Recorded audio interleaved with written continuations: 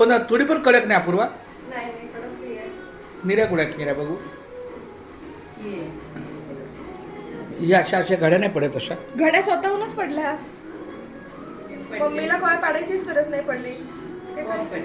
आपोआप पडल्या.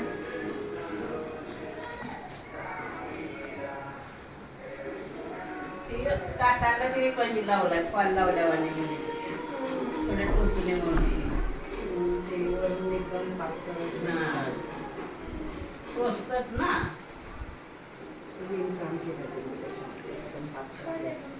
म्हणजे 1600ची वाटत नाही. नाही ती बाहेर 2800ची 2500ची आहे. ते दुकान सुविधा आहे ना तिथं थोडं हार्ड अँड स्वीट आहे ते. खरेदी करण्यासाठी